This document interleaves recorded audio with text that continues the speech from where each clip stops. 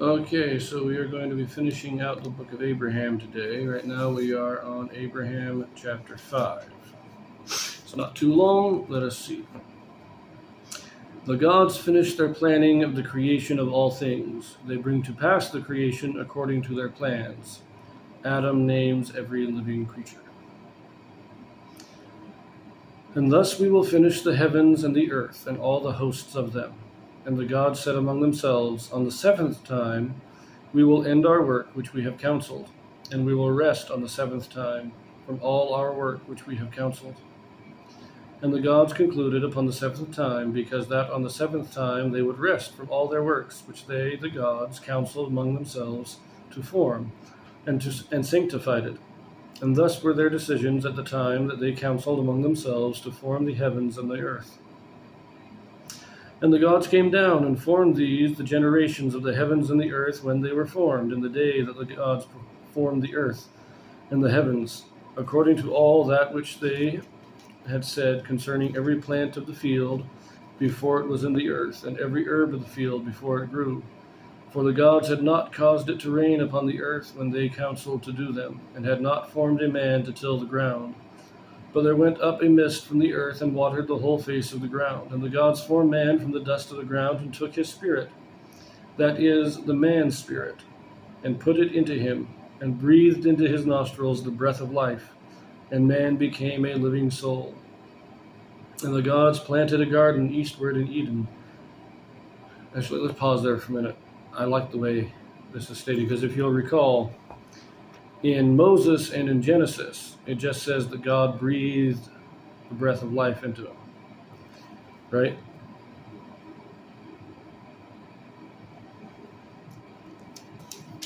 If we flip back here, yeah, in Moses, just say God formed man from the dust and breathed into his nostrils the breath of life. Genesis says basically the same thing, but only in Abraham does it clarify this process, that God formed a body from the dust of the ground, or from the element of the earth.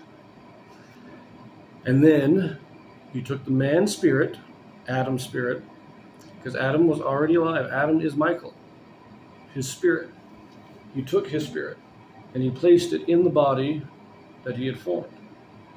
And then it says, breathed into his nostrils the breath of life. Now, what does this mean? Well, the breath of life then is not exactly just placing a spirit in a body. There is something there that connects the spirit to the body. That is the breath of life. There is some creative force or some energizing force that allows the spirit to animate the body. And when we die, whatever that energizing force is broken. That's why you can't have a spirit just go back into a dead body and animate, despite what some mythologies claim. Anyway, so that's another story. But so you have the spirit and you have the body, and you have some kind of power that unites the two together and makes them a living soul. It's a very interesting point here. We only get this in the book of Abraham. But let us continue. Verse 8. And the gods planted a garden eastward in Eden, and there they put the man whose spirit they had put into the body which they had formed. And out of the ground made the gods to grow every tree that is pleasant to the sight, and good for food, the tree of life also in the midst of the garden, and the tree of knowledge of good and evil. There was a river running out of Eden to water the garden, and from thence it was parted and became into 4 heads. And the gods took the man and put him in the Garden of Eden to dress it and to keep it. Now, I just find it interesting that Abraham doesn't mention the names of the 4 rivers. So he mentions the river there. I mean, this is largely word for word what we get in Genesis and Moses, but he leaves out the description of the rivers. I just find that interesting.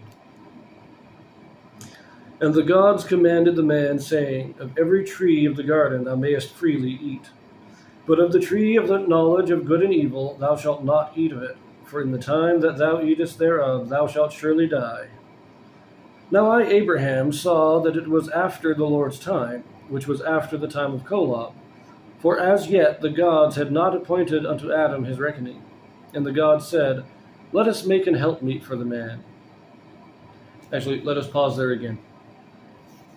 No, this is very important. The creation is in 6 days, and they rested on the seventh. Great. But it is according to the Lord's reckoning.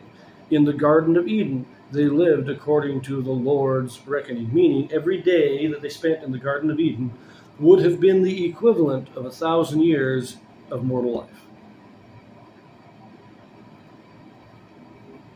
How long they were in the garden, we don't know. But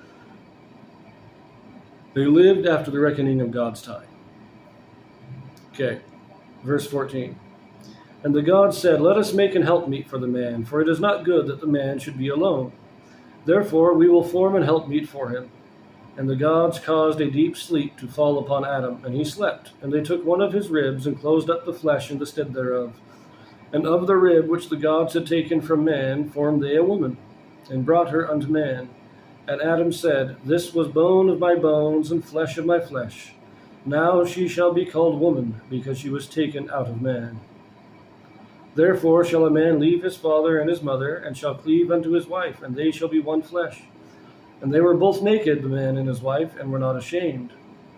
And out of the ground the gods formed every beast of the field, and every fowl of the air, and brought them unto Adam to see what he would call them. And whatsoever Adam called every living creature, that should be the name thereof. And Adam gave names to all cattle, to the fowl of the air, to every beast of the field. And for Adam there was found an helpmeet for him. Now there's an interesting difference there between this account and what we read in Genesis and Moses. Because in Genesis and Moses, God forms the animals first, but doesn't find a helpmeet for him, and then he forms woman as the final point of creation. But here, he formed the woman first, then he brought the animals. Not sure why we get it differently. It might just be the way, because Abraham does give us somewhat different details. So maybe Abraham's just giving him the events in a different way. But I don't know. It's just an interesting difference. I don't think it really matters that much in the grand scheme of things. But that will conclude Abraham. I will do one more video on the 3 facsimiles. But that is the last chapter in the book of Abraham.